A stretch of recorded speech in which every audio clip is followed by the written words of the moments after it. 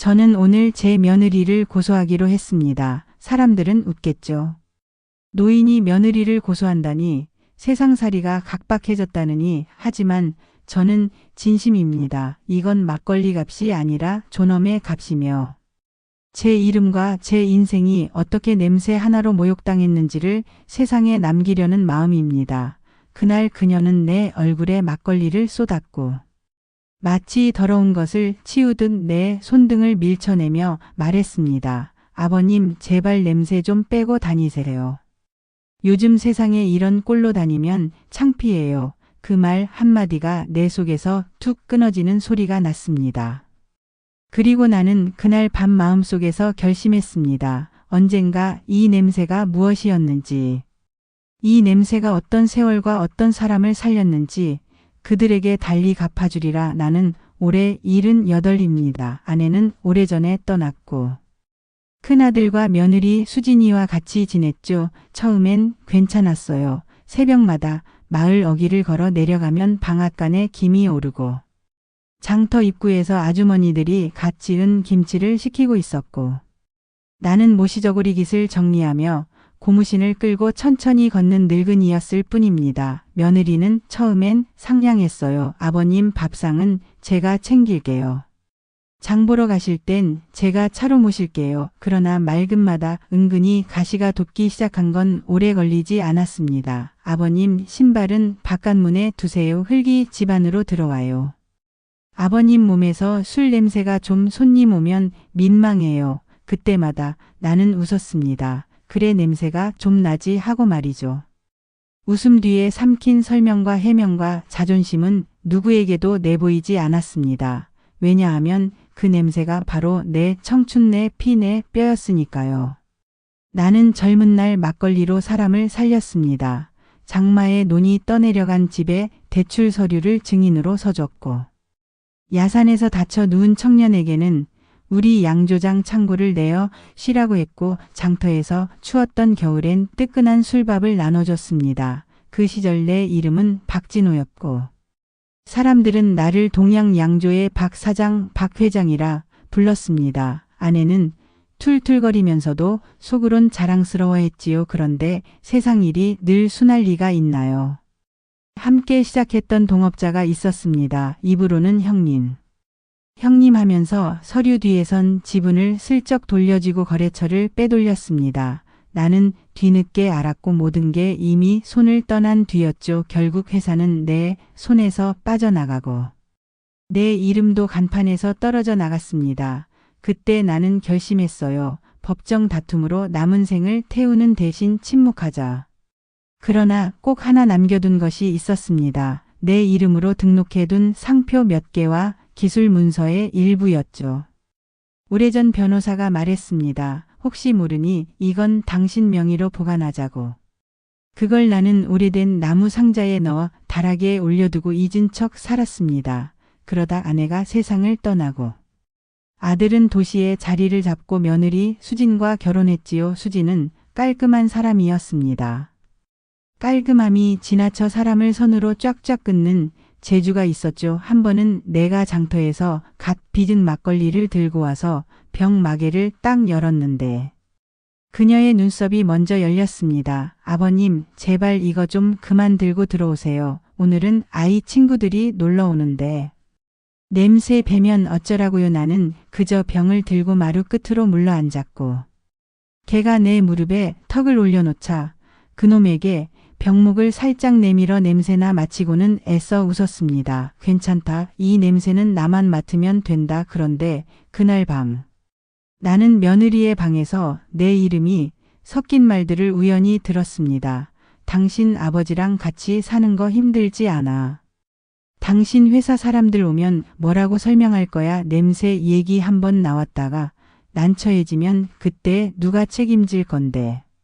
나는 문고리에 손을 얹은 채 한참을 서 있었다가 조용히 마루에 앉았습니다. 겨울이었고 마당의 물항아리에 살얼음이 잡히던 날이었습니다. 아들은 다음날 낮게 말했습니다. 아버지 요양원에 잠시 모시는 게 어떨까요? 시설도 좋고. 저희가 자주 들릴게요. 나는 그 말을 듣고 방 한구석에 상자를 떠올렸습니다. 나무 상자의 맨 위. 종이를 뒤집으면 누렇게 센 명함이 하나 있습니다. 동양 양조 대표 박진호. 나는 그걸 보는 순간 오래전의 화로와 술지개미 냄새와 코를 스치는 술김의 따뜻함이 한꺼번에 되살아났습니다. 그날 밤 나는 상자를 무릎 위에 올려놓고 오래된 종이들을 한 장 한 장 넘겨보았습니다. 특허증 사본이 있었고 상표 등록증이 있었고 미완의 계약서 초안도 있었습니다. 그 아래에는 아내가 써둔 메모가 한 장 있었지요. 당신이 만든 술로 겨울을 견뎠습니다. 당신이 나눈 마음으로 나는 사람을 버티었습니다.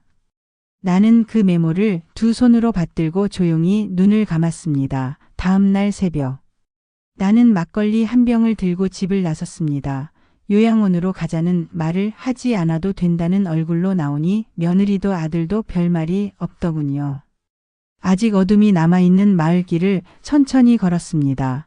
길 모퉁이 느티나무에 매달린 스피커에서는 새벽 뉴스가 나왔고 빵집 굴뚝에선 약한 연기가 올라왔습니다. 나는 내 발이 기억하는 길을 따라 옛 양조장으로 갔습니다. 간판은 반쯤 떨어져 있고 창틀은 벌레 먹은 나무처럼 일그러졌지만 안으로 비집고 들어가면 아직도 어느 구석엔 쌀겨 냄새가 남아 있었습니다. 나는 먼지를 후 불며 작업대에 앉아 병을 열어 한 모금 삼켰습니다. 입천장에 닿는 첫맛이 순했고 목을 타고 내려가 가슴을 데웠습니다.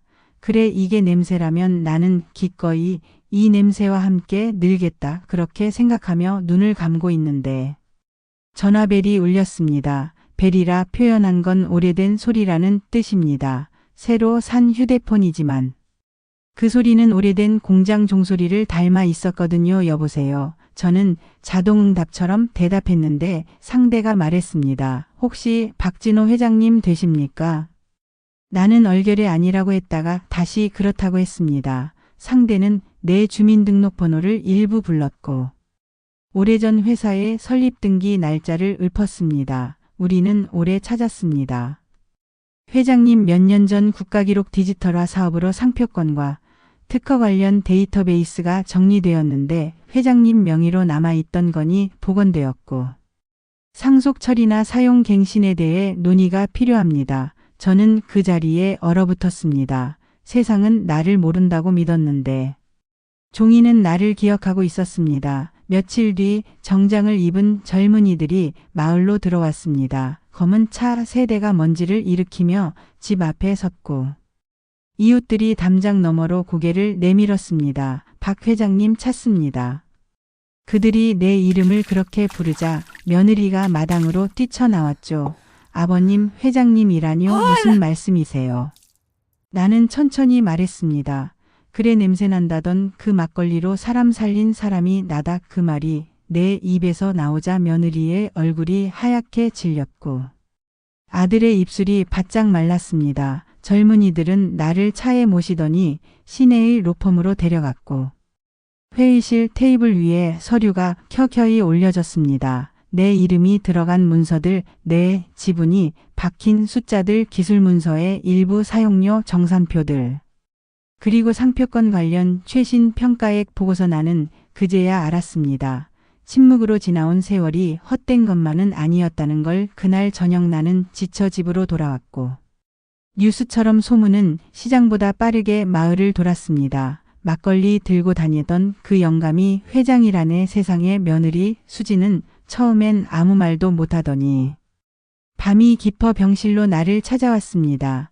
그녀는 문을 열고 들어오자마자 무릎을 꿇었습니다. 아버님, 제가 잘못했습니다. 제가 몰랐어요. 그때 왜 그랬는지 모르겠어요. 죄송해요. 그녀의 눈물은 뜨거웠지만 나는 오래전에 흘릴 눈물을 다 흘렸습니다. 나는 조용히 말했습니다. 괜찮다. 수지나, 사람은 냄새를 피하려 하지만 진짜 냄새는 마음에서 난다. 너도 이제 배웠을 것이다. 그녀는 손을 모으고 말했습니다. 다시 시작하고 싶어요. 아버님이 만든 그 술. 제가 다시 만들게요. 제가 배워서 제대로 만들게요. 나는 고개를 저었습니다. 이제 됐다. 넌 이미 배웠으니까. 그리고 그날 새벽 나는 막걸리 병을 손에 쥔 채 눈을 감았습니다. 병에는 붓글씨로 이렇게 적혀 있었죠. 가족과 함께 나누자. 장례식장에는 마을 사람들이 다녀갔습니다. 누군가는 새우젓을 놓고 갔고 누군가는 덤으로 김 2장을 더 얹어주었습니다. 다들 말했습니다. 영감님 술로 겨울을 견디었지요. 덕분에 살아났지요. 며느리 수지는 관을 붙잡고 울었습니다. 아버님, 제가 죄인이에요. 제발 용서해 주세요. 며칠 뒤 변호사가 유언장을 들고 왔습니다. 회장님 뜻을 읽겠습니다. 모두가 숨을 죽였습니다. 내 재산의 절반은 마을 장학재단에, 나머지는 며느리 수진에게 준다. 단 그 돈으로 매년 마을 어르신께 막걸리 한 병씩 돌려라. 내가 갚지 못한 정이 있다. 사람들은 고개를 끄덕였고 누군가는 눈시울을 훔쳤습니다. 그런데 마지막 한 줄이 남아 있었습니다. 단 그 막걸리의 상표명은 박진호의 며느리라 할 것. 그 순간 장례식장의 공기가 달라졌습니다. 사람들은 서로의 눈을 보았고 며느리는 그 자리에서 주저앉아 울었습니다. 그 이름은 평생 지워지지 않을 낙인일지 모르나 내가 줄 수 있는 마지막 가르침이자 복수였고 동시에 내 품에서 끝내 밀어내지 못한 용서였습니다. 세월이 조금 흘렀습니다. 지금 수지는 마을에서 막걸리를 빚습니다. 새벽마다 쌀을 씻어 고두밥을 지고 누룩을 개어 항아리에 안칩니다. 손에 물집이 잡혀도 울지 않습니다.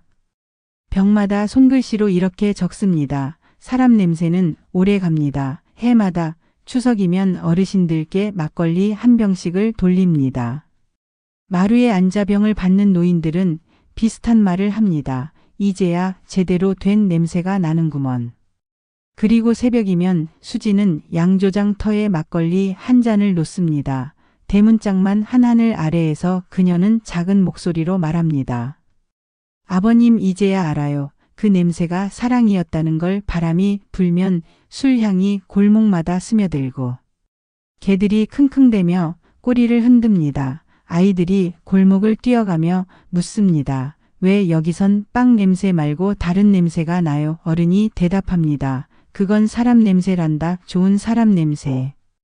그리고 나는 어딘가에서 조용히 웃습니다. 내 이름이 간판에서 떨어졌던 날보다 더 환한 아침이 동쪽에서 밀려옵니다. 냄새는 사라지지 않았습니다. 이제 그것은 술 냄새가 아니라 사람의 향기가 되었으니까.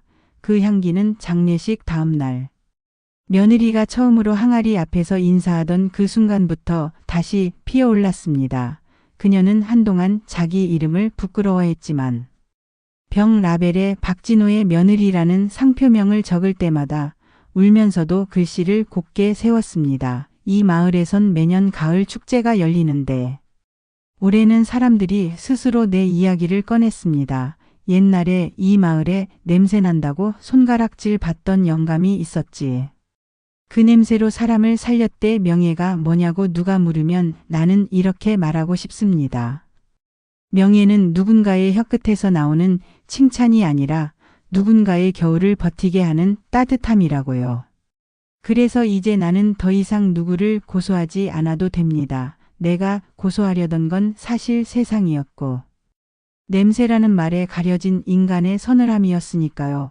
이제 그 서늘함 위에 따뜻한 김이 오릅니다. 아이들이 뛰놀고 노인들이 웃고 며느리가 양조장 문을 열어젖힙니다. 오늘도 새 술을 내자고요. 그녀는 종종 내게 말하듯 중얼거립니다. 아버님, 저도 배웠어요. 냄새를 피하지 않고 향기로 만드는 일을요.